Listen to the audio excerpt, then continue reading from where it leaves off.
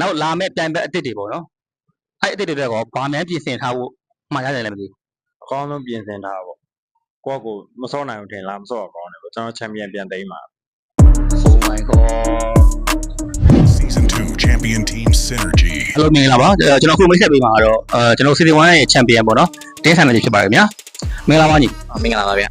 ညီတို့အတင်းတော့မိတ်ဆက်ပေးပါဦး ကျွန်တော်တင်းနာမည်ကတော့စိုင်းနာကြီးဖြစ်ပါတယ်ကျွန်တော်တို့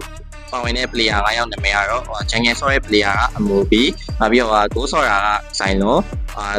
မစ်ဆော့တာကခန့်ပြီးဇွန်ဆော့တာဆိုလာ EAB ဆော့တာစူပါမန်ဖြစ်ပါတယ်ဟုတ်ကဲ့ပါ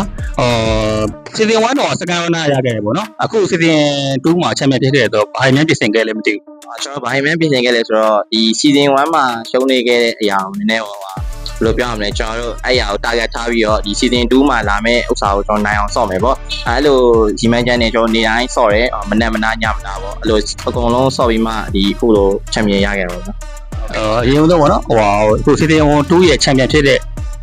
ခံစားချက်ပေါ့အဲ့ဒါလေးကိုညပေးပါ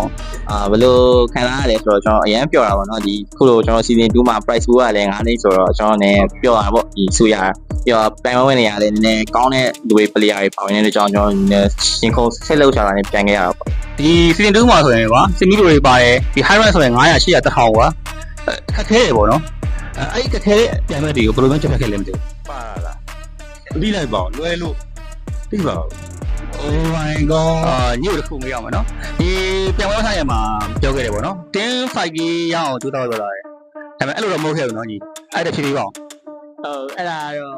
ရှော့ပေးလိုက်တာပါသူတို့စိတ်တက်ကြတော့မှဒါပေမဲ့တပွဲမှာတော့ပေးမနိုင်ပါဘူးဘယ်သူဖြစ်ဖြစ် semi pro player ဖြစ်ဖြစ် pro player ဖြစ်ဖြစ်အကုန်လုံးတော့ဘတ်တော့3ဆိုရင်တော့2 D ပါဘတ်တော့5ဆိုရင်တော့3 D ပါဟုတ်ကဲ့ပါဆန္ဒကြီးကတော့တကယ်ကိုလောက်သွားခဲ့ပါတယ်ဂိမ်းသေးတပွဲမှာရှုံးဝဲမရှိခဲ့ပါဘူးဟုတ်ကဲ့ပါကျွန်တော်တို့အခုလိုလာရှိမှန်းတဲ့ကျေးဇူးတင်ပါတယ်နော်ကျွန်တော်တို့ရဲ့ဒူးလေးကတော့တန်ပွဲကြီးကတော့ online နဲ့ပြောမှာပါခင်ဗျာSeason 3မှာလည်းလာမယ့် Season တွေရှိပါတယ်ခင်ဗျာဆန္ဒကြီးကတော့ပြောတော့ပါပြီ